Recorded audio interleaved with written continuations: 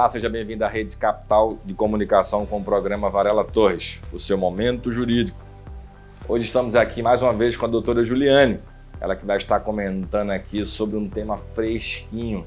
É a Lei 14.309 deste ano, 2022, que fala sobre assembleias permanentes e assembleias virtuais. Doutora Juliane, prazer ter você mais uma vez aqui conosco no nosso programa. É uma honra, doutor. Eu sempre falo, né? Sempre um prazer ser convidado pelo senhor para estar aqui ensinando um pouco de direito condominial. E essa lei aí trouxe algumas alterações que na prática já estavam funcionando, né? A Assembleia Permanente já vem de muito tempo sendo utilizada, né? E a Assembleia Virtual, com a pandemia, veio para ficar também, né? Como é que tá tudo isso aí na prática? Faz uma abertura aí pra gente sobre esse tema. Então, doutor, como o senhor bem disse, os condomínios edilícios já vinham adotando a prática da Assembleia Permanente, trazendo, né, nós, advogados, estruturávamos essa Assembleia com base nas audiências de instrução e julgamento lá do Poder Judiciário, que em regra não precisavam ser unas, poderiam, caso não houvesse possibilidade de terminar naquele ato, poderiam ser divididas. Então, trazíamos isso para o direito condominial, que faltava essa base jurídica, né? O direito condominial tem poucos artigos na legislação que fale a respeito, e estribávamos, né, apoiávamos a Assembleia Permanente com base nisso. E as Assembleias Virtuais, o advento delas, né, a origem mais profunda, né, do direito condominial, foi com a pandemia, que tivemos uma lei, foi provisória, permitindo as Assembleias Virtuais. Porém, alguns condomínios seguiram realizando elas, mesmo que essa lei tenha sido revogada. Então, a atual, né, a Lei 14.309 de 2022, que foi publicada dia 8 de março, ou seja, esse mês ainda, ela trouxe apenas essa consolidação formal de algo que já era feito pelos condomínios edilícios. Interessante. Então, assim, o bom é que o direito condominial ele vem tendo assim, uma atenção muito grande em meus legisladores, que a prática tem sido atendida, né, esse anseio das necessidades pelos legisladores, é tanto que um tema novo, né, tem se tornado lei, já está em prática. A gente está gravando, né, esse programa no mês de março, no mês de vigência aí, da lei. Então os condomínios eles já estão sendo beneficiados, as assembleias já de imediato já podem utilizar esses mecanismos, né? Então a pergunta, né? Vamos deixar bem claro para o telespectador, já pode ser usado de imediato? Já. Desde o dia 8 de março, a partir do momento que a lei foi publicada, ela já entrou em vigência, né? Lá no finalzinho dela já tem essa lei, passa a vigorar a partir desta data. Então, a partir de 8 de março, todos os condomínios podem realizar tanto assembleias em caráter permanente quanto assembleias em caráter virtual. Como é que seria na prática? Desculpe, ele cria lá o edital e coloca lá assembleia permanente? Como é que seria isso aí? Não. É importante deixar bem claro que assembleias permanentes, elas não são permanentes de sua origem. Elas decorrem de algo que acontece na assembleia. Então a lei ela diz pra gente, existe um requisito para que você torne essa assembleia permanente. Qual é ele? Que você precisa atingir um quórum específico. Não é em qualquer caso que pode ser utilizada a assembleia permanente. Não, tem que ter um quórum especial previsto em lei, que você pretenda atingir ele naquela assembleia. E no momento da assembleia você perceba, opa, com essa quantidade de pessoas aqui eu não vou conseguir atingir esse quórum. Então, para eu conseguir aprovar essa pauta ou ter pelo menos uma possibilidade maior de aprová-la, eu vou precisar suspender essa assembleia durante um determinado prazo para que as pessoas possam votar.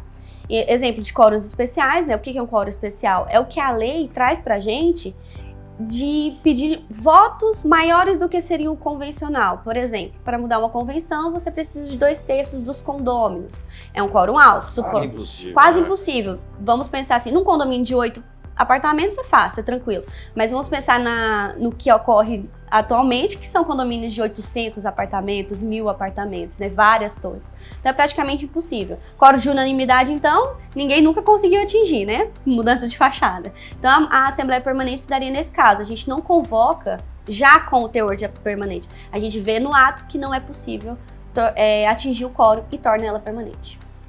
Aí vem aquela pergunta, né? A gente tem que ter uma assembleia específica, uma vez visto que não tem aquele quórum necessário para o qual ela foi convocada, mas Por quanto tempo ela pode ser declarada permanente? É permanente ad eternum ou ela tem um prazo específico do qual ela pode ficar aberta, né? Isso é importante, até porque se fosse ad eterno, a gente teria uma insegurança jurídica gigantesca, né?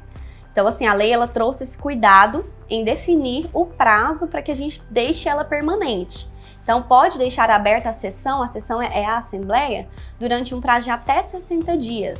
Então, eu posso prorrogar ela de cara já de 60 dias, ou no ato da assembleia, os condôminos podem deliberar. Não, a gente vai prorrogar por mais 15, por 10, por 20. É variável, dentro de 60 dias. E esse prazo interessante. Então, é um prazo fazer amplo. Fracionamento. Pode fazer. Eu posso ter várias assembleias dentro desse período de 60 dias. 60 dias. Ou melhor, várias prorrogações, hein, gente? Permanência. Prorrogar, a gente pode prorrogar por mais um pouquinho, desde que não passe de 90 dias. Então, desde a primeira assembleia, vamos retomar. Vamos retomar aí, né? É assim, ó, ela pode ficar permanente durante 60 dias. Eu não consegui atingir o quórum em 60 dias. Então, eu poderia prorrogar, segundo a lei, por mais 30. Por quê? Porque o limite é 90. Mas não necessariamente eu preciso usar os 30. Se eu ver que com mais 10 dá certo, eu faço por mais 10. Então, vai ficar 70 dias, 80 dias, desde que não passe por 90. Então, é 60 dias de permanência e limitado a 90 em caso de prorrogação. E pode ser prorrogada quantas vezes precisar. Por mais 10, não deu certo? Por mais 10. Facilitou muito, hein, gente? Facilitou. Olha só, o tema tá bem gostoso, né?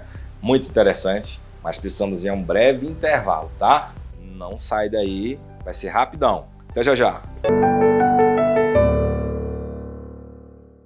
A Varela Torres Recuperação de Crédito, com sede na capital do estado de Goiás, atua em todo o território nacional e é composta por corpo jurídico especializado que contém advogados, auxiliares jurídicos e recuperadores de crédito.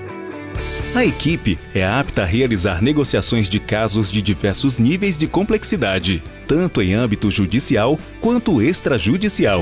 Sua empresa ou condomínio sem inadimplência de recebíveis.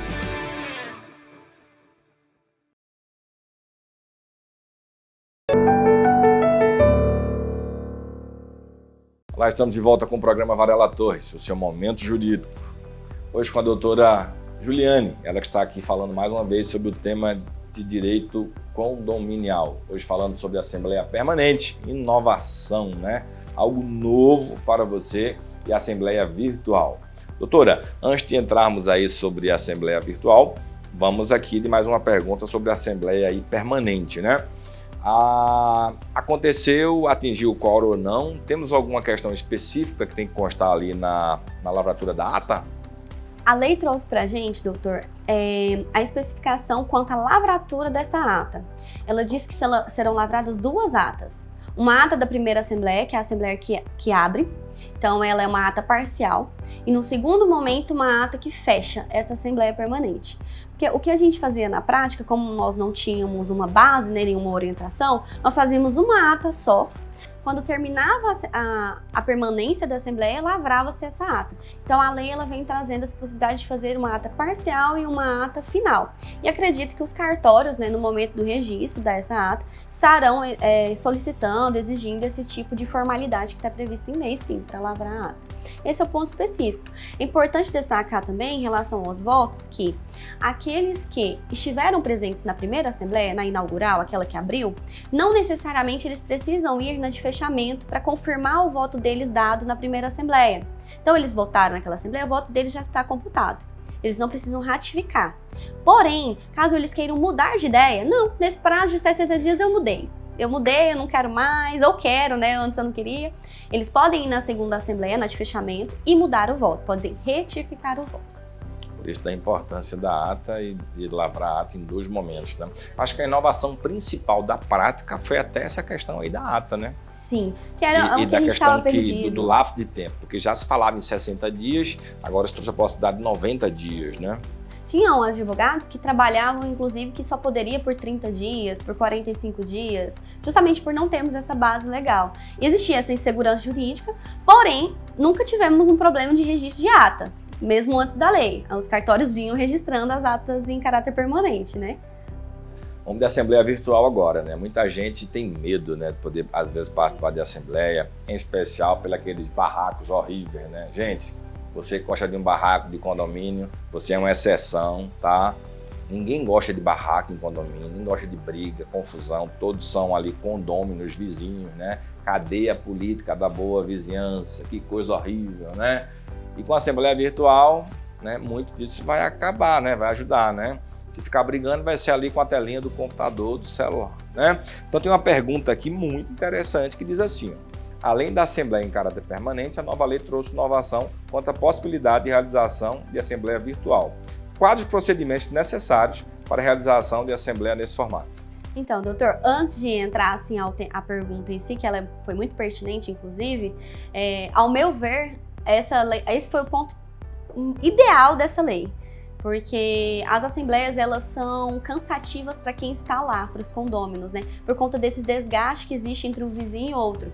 E querendo ou não, nós advogados, geralmente nós vamos embora depois da assembleia, a gente não volta no condomínio no dia seguinte. E o morador não, o morador ele continua sendo vizinho um do outro. Então as brigas são extremamente desgastantes para eles. E talvez a assembleia virtual minimize isso, esses impactos que geram na vida de cada um. Em relação à pergunta, diferentemente da Assembleia Permanente, que não é convocada para tal fim, a Assembleia em modalidade virtual, ela deve ser convocada para esse fim. Então tem que constar lá no edital o link de acesso, qual será a plataforma utilizada, como esse condômino deve proceder para se cadastrar, se for necessário utilizar alguma senha, ela seja fornecida. O condomínio ele tem que garantir que nessa realização dessa assembleia em ambiente virtual, que seja dado o direito de voz e voto, assim como é feito numa assembleia presencial. No entanto, é importante destacar que a lei diz expressamente que o condomínio não vai se responsabilizar caso esse condômino não consiga ter acesso à assembleia, por exemplo, em virtude de instabilidade de internet.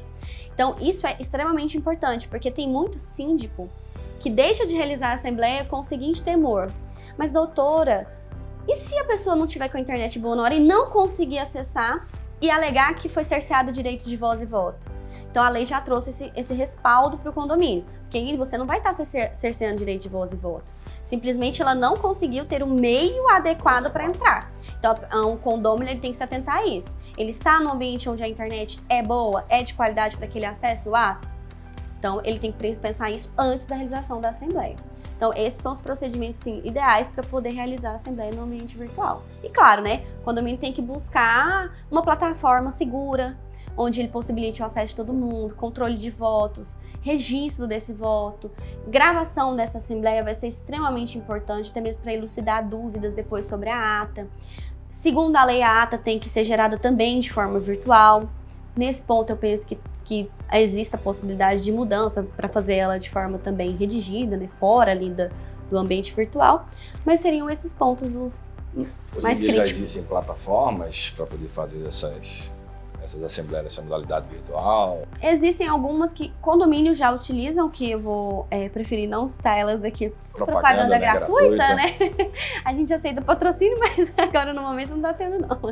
Então existem algumas, inclusive plataformas que condomínios já utilizam para outras finalidades.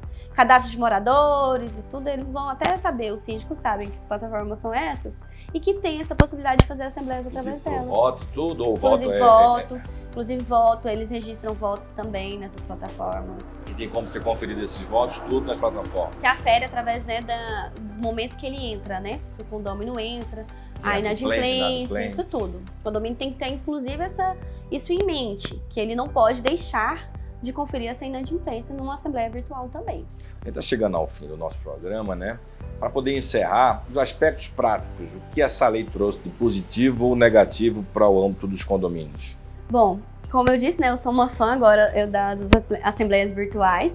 E eu penso que a lei, de modo geral, ela trouxe celeridade aos procedimentos condominiais, possibilidade de você atingir quóruns que antes eram inatingíveis, tinha síndicos que não conseguiam fazer uma obra importante no condomínio.